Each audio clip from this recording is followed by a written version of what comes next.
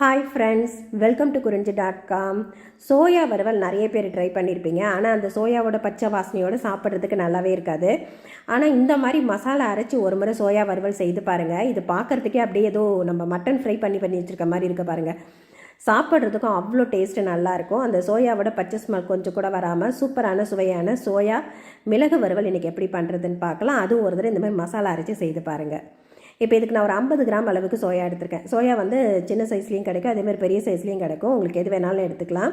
நான் இன்றைக்கி சின்ன சைஸில் இருக்கக்கூடிய சோயா தான் ஒரு 50 கிராம் எடுத்துகிட்டு இதை வந்து ரொம்ப நாள் தண்ணியில் ஊற வைக்கணும்னு அவசியம் இல்லைங்க. நல்லா ஒரு வாட்டி சுடு தண்ணி ஊற்றிட்டு உடனே இதை வந்து நீங்கள் ஒரு 2 செகண்ட் விட்டாலே போதும். இந்த அளவுக்கு கொஞ்சம் ஊறி வந்திருக்கும். இந்த அளவுக்கு ஊறினா போதும். இப்போ இதை நல்லா தண்ணி விட்டு ஒரு 2-3 தடவை அலசி எடுத்துருங்க. அலசி எடுத்துகிட்டு நல்லா அந்த சோயாவில் இருக்கிற தண்ணி கொஞ்சம் கூட இல்லாமல் பிழிஞ்சிட்டு ஒரு பாத்திரத்தில் சேர்த்துக்குங்க. இந்த அளவுக்கு நம்ம பிழிஞ்சு எடுத்துட்டோம்னாலே அந்த சோயாவோட ஸ்மெல் கொஞ்சம் வராமல் இருக்குங்க. அதுவும் நீங்கள் ஒரு முறை இந்த மாதிரி மசாலாலாம் சேர்த்து ஊற வச்சு செய்து பாருங்கள். டேஸ்ட் அட்டகாசமாக இருக்கும். வெறும் ரச சாதம், சாம்பார் சாதத்தோடலாம் வச்சு சாப்பிட்டிங்கன்னா அதோட தயிர் சாதத்துக்கெலாம் செம்ம சூப்பராக இருக்குங்க இது. இப்போ இந்த அளவுக்கு நல்லா பிழிஞ்சு எடுத்துருங்க.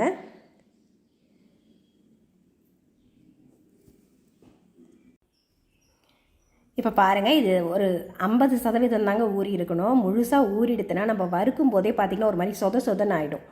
அந்த பதம் சரியாக வராது. இப்போ இதுக்கு தேவையான அளவுக்கு நான் ஒரு 1/2 ஸ்பூன் உப்பு சேர்த்துருக்கேன். ஒரு 2 சிட்டிகை மஞ்சள் தூள், காரத்துக்கு 1 ஸ்பூன் தனி மிளகாய் தூள், ஒரு 1/4 ஸ்பூன் அளவுக்கு கரம் மசாலா சேர்த்துட்டு 2 ஸ்பூன் அளவுக்கு தயிர் சேர்த்துக்குங்க. நம்ம எப்படி சிக்கன் வந்து மேக்னேட் பண்ணுவோம் இல்லைங்களா, அதே மாதிரி தான் இதுவும் நம்ம மேக்னேட் பண்ணிட்டோம்னா அந்த மசாலாலாம் சில சமயம் பார்த்திங்கன்னா அந்த சோயாவில் அந்த மசாலா இறங்காமல் இருக்கிறதுனால தான் நமக்கு டேஸ்ட்டு கம்மியாக இருக்கிற மாதிரி இருக்கும். இந்த மசாலாலாம் சேரும்போது நல்லாவே இருக்கும் டேஸ்ட்டு. ஒரு 2 பச்சை மிளகாயை நல்லா கீரி சேர்த்துக்குங்க. ஒரு 2 டேபிள் ஸ்பூன் அளவுக்கு தயிர் சேர்த்துருக்கேன். இப்போ இது கூட வந்து ஒரு 4 வெங்காயம் மெலிசாக கட் பண்ணி எடுத்துக்கோங்க. அதில் ஒரு 1/4 வெங்காயத்தை இது கூட சேர்த்துடலாம். இந்த சோயா கூட சேர்த்துட்டு கொஞ்சமாக ஃப்ரெஷ்ஷான கருவேப்பிலையும் சேர்த்து நல்லா கலந்துக்குங்க.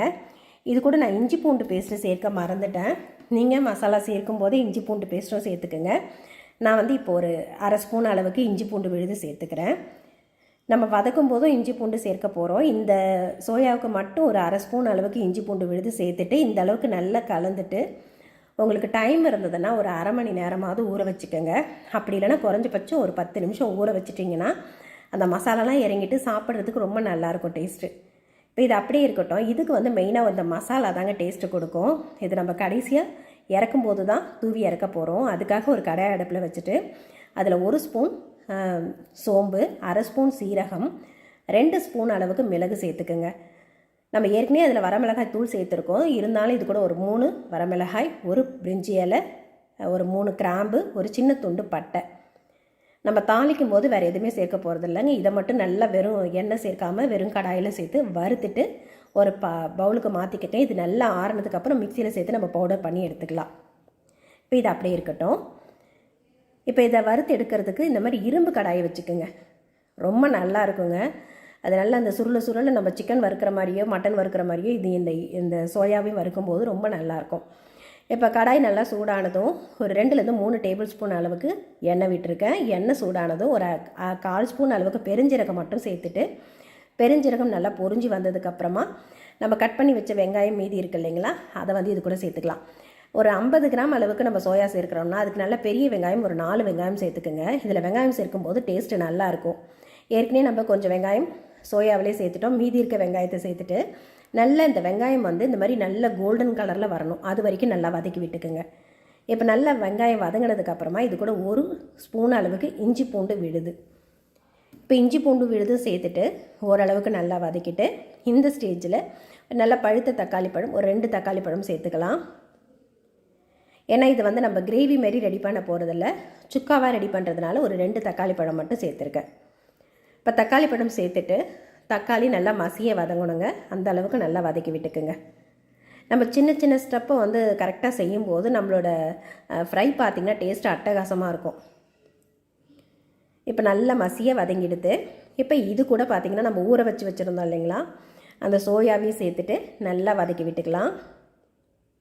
இப்பயே நல்ல ஒரு வாசனை இருக்குங்க. அந்த சோயாவோட வாசனை கொஞ்சம் கூட இருக்காது. கண்டிப்பாக நீங்கள் இதை ட்ரை பண்ணி பாருங்கள். அவ்வளோ சூப்பராக இருக்கும். அந்த சோயாவோட ஸ்மெல் கொஞ்சம் கூட இருக்காது உங்களுக்கு. இப்போ இது நல்லா ஒரு 2 நிமிஷமாவது அப்படியே நல்லா வதக்கி விடுங்க. நம்ம ரொம்ப அதிகமான அளவுக்கு எண்ணெயை விடலை, அந்த எண்ணெயிலேயே இது நல்லா வதங்கி வரட்டும். இதில் ரொம்ப அதிகமாக நம்ம தண்ணி சேர்க்க தேவையில்லை, ஒரு 3 கை அளவுக்கு தண்ணி தெளித்து மட்டும் விட்டால் போதும். ஏன்னா ஏற்கனவே சோயா வந்து ஒரு பாதி அளவுக்கு வெந்திருக்கு. இப்போ இதில் வந்து இந்த மசாலாவோடு சேர்த்து ஒரு பாதி அளவுக்கு வெந்தால் போதும். ஒரு 3 கைப்பிடி அளவுக்கு தண்ணி தெளிச்சிட்டு இதை அப்படியே மூடி போட்டு மூடிடுங்க. கொஞ்சம் அந்த பச்சை வாசனைலாம் போக நல்லா வெந்து வரட்டும். இப்போ இதுக்குள்ளே நம்ம வறுத்து வச்சுருந்த அந்த மசாலாவும் நல்லா ஆறி இருக்கும். அதை மிக்சியில் போட்டுட்டு நல்லா ஃபைன் பவுடராக அரைச்சி எடுத்துக்கலாம். அந்த மசாலா தாங்க இதுக்கு நல்ல ஒரு டேஸ்ட்டும் நல்ல ஒரு கலரும் கொடுக்கும் பாருங்கள்.